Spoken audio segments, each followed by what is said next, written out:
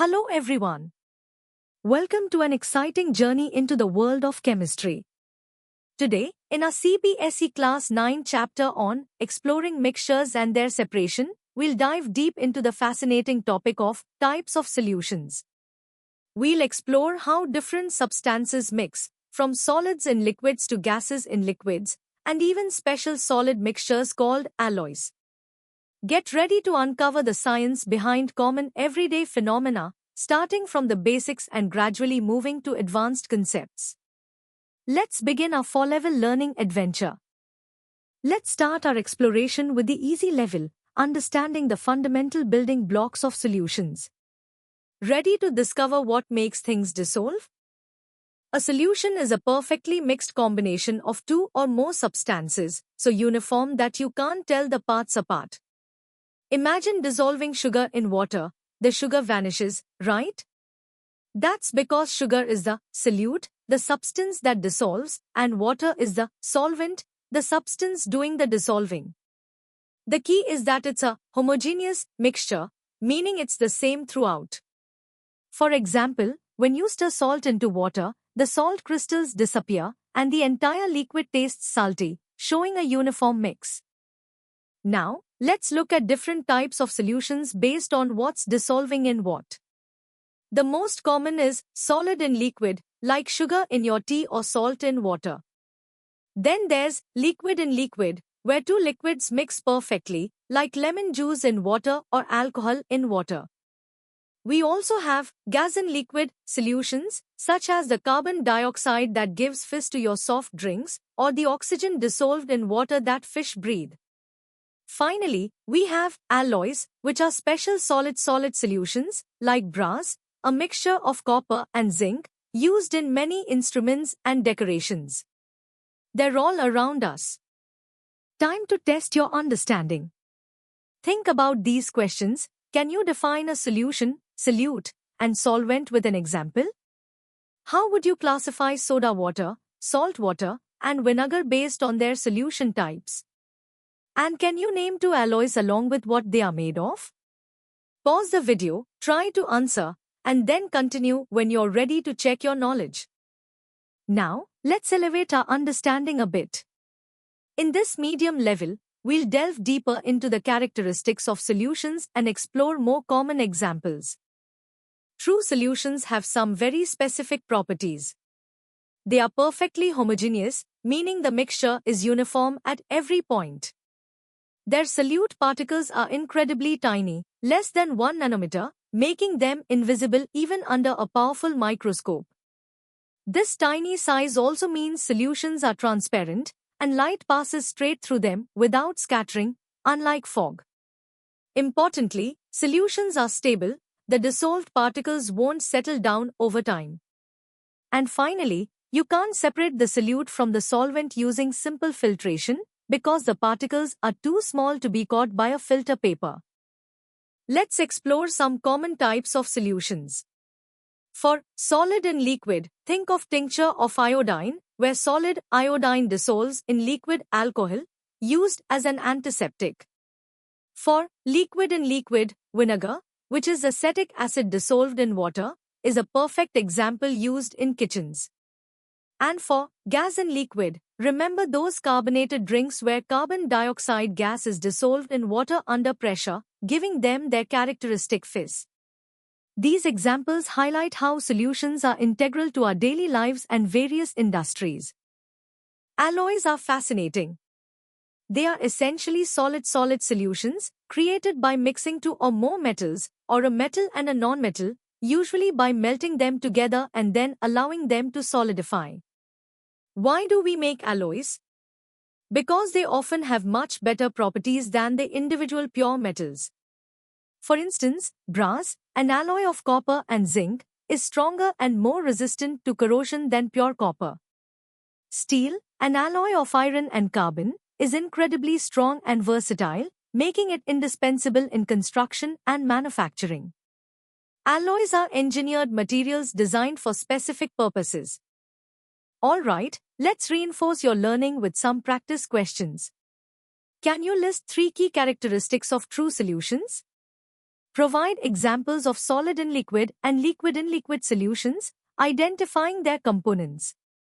Why is dissolved oxygen in water considered a solution, and why is it so vital for aquatic life? What are alloys, and why are they often preferred over pure metals? And finally, in tincture of iodine, what are the solute and solvent, and what type of solution is it? Take your time to answer these thoughtfully. Ready to challenge yourself further? At the hard level, we'll compare solutions to other mixtures, discuss factors affecting solubility, and learn about expressing concentration. It's important to differentiate true solutions from other mixtures like colloids and suspensions. True solutions have extremely tiny particles, making them transparent and stable, and they don't scatter light. Colloids, like milk, have slightly larger particles that scatter light, causing the Tyndall effect, but they still appear homogeneous and are stable. Suspensions, like muddy water, have large particles that are visible, settle down over time, and can be filtered. Our focus remains on true solutions, where solute particles are molecularly dispersed, forming a truly homogeneous system, which is key to their unique properties and behavior. Several factors influence how much solute can dissolve in a solvent.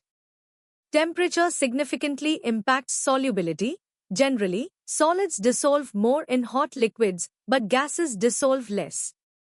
Think about how sugar dissolves faster in hot tea, but a warm soda goes flat quicker because the carbon dioxide escapes. Pressure mainly affects the solubility of gases in liquids. Higher pressure means more gas dissolves, which is why soft drinks are bottled under pressure. Finally, the nature of the solute and solvent matters. Polar substances usually dissolve in polar solvents, and nonpolar substances dissolve in nonpolar ones, a principle often summarized as like dissolves like. Understanding solution concentration is vital. We can describe it qualitatively as dilute or concentrated, or more precisely as saturated or unsaturated. A saturated solution holds the maximum amount of solute at a given temperature, while an unsaturated one can still dissolve more. Quantitatively, we often use mass by mass percentage, calculated by dividing the mass of the solute by the total mass of the solution and multiplying by 100. For instance, if you dissolve 20 grams of salt in 80 grams of water, you have a 20% salt solution. These measures are crucial for scientific experiments, industrial processes, and everyday applications, ensuring precise control over mixtures. Now, let's tackle some harder questions. Explain why sugar dissolves more in hot water than cold. Differentiate between saturated and unsaturated solutions and how you test for saturation. Why do carbonated drinks fizz more when warm? Calculate the mass by mass percentage for a given salt solution. Can you identify the type of solution for smog, air, blood plasma, and copper sulfate solution? Explain the like dissolves like principle with an example. Finally, how would you experimentally classify a liquid mixture as a true solution, colloid, or suspension? Good luck! Welcome to the hardest level. Here, we'll explore the intricate forces behind solution formation, delve into the metallurgy of alloys, and touch upon advanced quantitative aspects and real-world applications. Prepare for a deep dive into the chemistry of solutions. The formation of solutions is fundamentally driven by intermolecular forces. For a solute to dissolve, the attractive forces between solute and solvent particles must overcome the forces holding solute particles together and solvent particles together. This is where the like dissolves like principle comes in. Polar solutes, like salt or sugar, dissolve in polar solvents like water because of strong ion dipole or hydrogen bonding interactions. Conversely, nonpolar solutes, like oil, dissolve in nonpolar solvents, such as gasoline, through weaker London dispersion forces. When water is the solvent, this process is specifically called hydration, where water molecules surround and stabilize the dissolved solute particles, pulling them into the solution.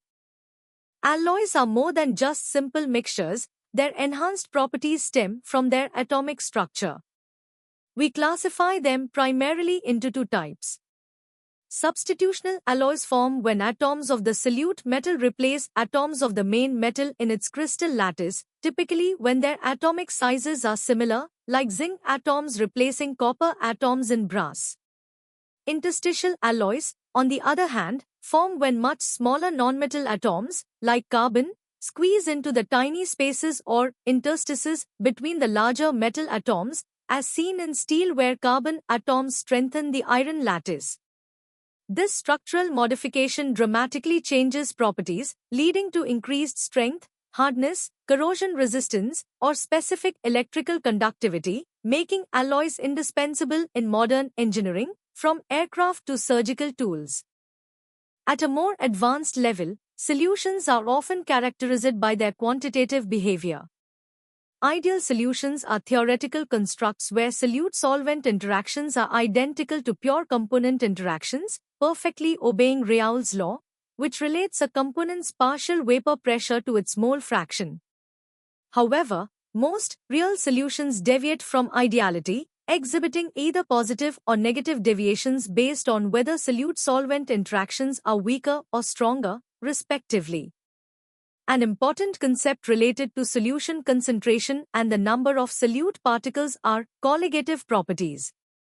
These are properties like vapor pressure lowering, boiling point elevation, freezing point depression, and osmotic pressure, which depend solely on the concentration of solute particles, not their identity.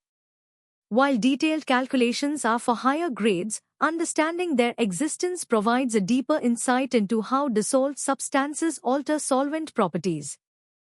The study of solutions has profound implications across various fields. In environmental chemistry, understanding how gases like oxygen dissolve in water is crucial for aquatic life, while the solubility of pollutants helps us track their movement. Biologically, blood plasma is a complex aqueous solution, vital for transporting nutrients, hormones, and waste throughout the body, and the dissolution of oxygen by hemoglobin is a fundamental process. Industrially, controlling solubility is key in manufacturing pharmaceuticals, creating new materials, and designing efficient separation processes. From the strength of steel bridges to the efficacy of medicines, the principles of solutions are at the core of countless technological advancements and natural phenomena, constantly shaping our world and driving scientific innovation. Let's tackle these challenging questions. First, explain, like dissolves like, using intermolecular forces, with examples. Second, differentiate substitutional and interstitial alloys, giving examples and property impacts. Third, if 50 ml of ethanol and 50 ml of water mix to less than 100 ml, explain this volume change using intermolecular forces and comment on ideality. Fourth, discuss the environmental importance of gas solubility in water, focusing on oxygen and carbon dioxide. Fifth, how does a non-volatile solute affect a solvent's vapor pressure and boiling point, and why? Take your time to formulate comprehensive answers. Continuing with our advanced questions. Sixth, predict the alloy type and to property changes if boron atoms are added to copper. Seventh, why is blood plasma necessarily a solution, not a suspension or colloid, for its transport function? Eighth, if 40 g of NaCl is added to 100 g of water at 25 degrees Celsius, where solubility is 36 g, what solution type forms, and what happens if the temperature rises to 50 degrees Celsius? Ninth, design an experiment using the Tyndall effect to classify a liquid mixture. Finally, explain how hydration is crucial for the solubility of ionic compounds like salt in water. These questions require a deep understanding and critical thinking. And that brings us to the end of our comprehensive exploration of types of solutions. From basic definitions to advanced concepts like intermolecular forces and alloy structures, we've covered a vast landscape of knowledge. I hope this journey has sparked your curiosity and deepened your understanding of how substances interact. For more such engaging and in-depth educational content, visit synapse.omaps.in. Don't forget to like this video, share it with your friends, and subscribe to our channel for regular updates. Keep exploring, keep learning, and keep asking questions. See you in the next session.